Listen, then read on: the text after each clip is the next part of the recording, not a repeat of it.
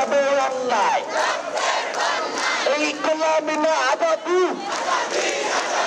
স্বতন্ত্র বিশ্ববিদ্যালয় দাবিতে রাজপথে তিতুমির কলেজের শিক্ষার্থীরা ক্যাম্পাস থেকে মিছিল নিয়ে আবারও অবরোধ করেন রাজধানীর ব্যস্ততম এলাকা মহাখালীর আমতলী মোড়।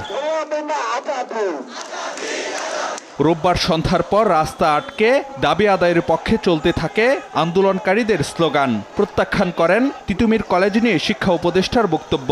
রাষ্ট্র সদর না দিয়ে উপদেষ্টা তিতুমিরকে নিয়ে ধরতে গেলে এক ধরনের উপহাস করেছে।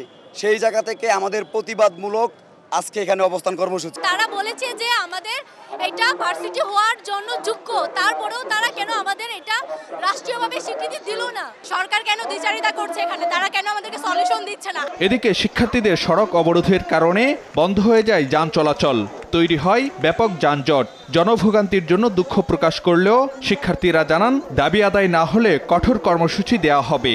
জনগণের ভোগান্তির জন্য আমরা আন্তরিকভাবে দুঃখিত, কিন্তু আমরা বাধ্য হয়েছি রাস্তায় নামতে, আমাদের কিছু করার ছিল না।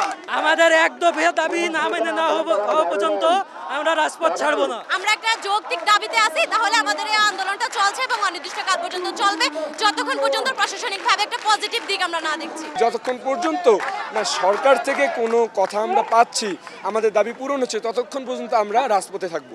সোয়া 1 ঘন্টা অবরোধ শেষে মহাখালীর আমতলী মোড় ছাড়েন তিতুমির কলেজের শিক্ষার্থীরা। বিক্ষোভ মিছিল নিয়ে অবস্থান নেন ক্যাম্পাসের সামনে। এদিকে দাবি আদায়ে রোববার 5ম দিনের মতো অনশন কর্মসূচি চালিয়ে যান শিক্ষার্থীদের একটি অংশ।